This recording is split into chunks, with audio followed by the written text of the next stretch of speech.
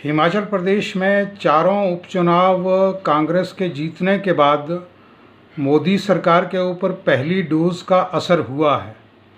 निस्संदेह 2022 में जब दूसरी डोज लगेगी तो इसका स्थायी समाधान, पूरा इलाज संभव होगा। जिस तरह से पेट्रोल डीजल के दाम सरकार ने कम किए हैं, हम ये कहना चाहते हैं कि पेट्रोल डीजल के दाम कम करने से ही महंगाई मात्र नहीं रुकेगी। इसके लिए दूसरी चीज़ें भी हैं जिनके ऊपर सरकार को पेट्रोल डीजल के बाहर भी सोचना होगा। आज जिस तरह से अन्य चीज़ों के ऊपर महंगाई बढ़ी है, उसके बारे में सरकार को निर्णय लेना होगा। अगर हम देखें तो जो ड्राइविंग लाइसेंस 250 रुपये में बनता था, आज उसके 5500 रुपये लगते हैं।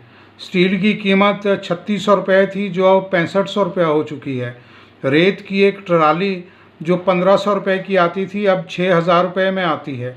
डिश रिचार्ज जो है घरों में, वो 110 रुपये में होता था, वो अब 450 रुपये में हो गया है। एटीएम से पैसे निकालने का कोई पैसा नहीं लगता था, लेकिन अब 3 बार से ज़्यादा बार अगर निकालें तो हर बार 105 रुपये देने पड़ते हैं। सीमेंट की कीमत 195 रुपये से बढ़कर 410 रुपये से ऊपर पहुंच चुकी है।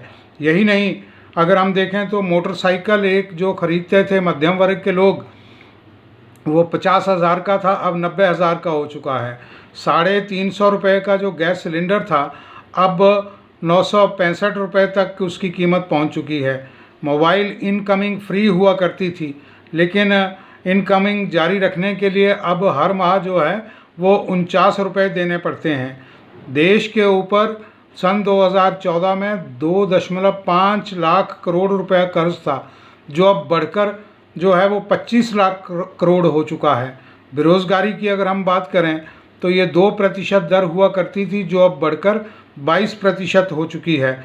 और अगर गरीबी रेखा से नीचे रहने वाले लोगों की हम बात करें तो 40 करोड़ लोग गरीबी की रेखा से नीचे थे, जो अब आंकड़ा जो है वो 80 करोड़ तक पहुंच चुका है। हमारा कहने का मतलब कि ये सरकार मात्र पेट्रोल डीजल के दाम घटाकर सोचे कि हमने बहुत बड़ी शेखी बघार ली है, ये ऐसा नहीं है। सरकार को सभी इदारों में जो है वो कीमतें कम करने का प्रयत्न करना होगा और ये कम करने होंगे। निस्संदेह जो जनता ने डोज दी है भारतीय जनता पार्टी को इन चारों उपचुनावों में हराकर, ये डोज सफल रही है और इसकी दूसरी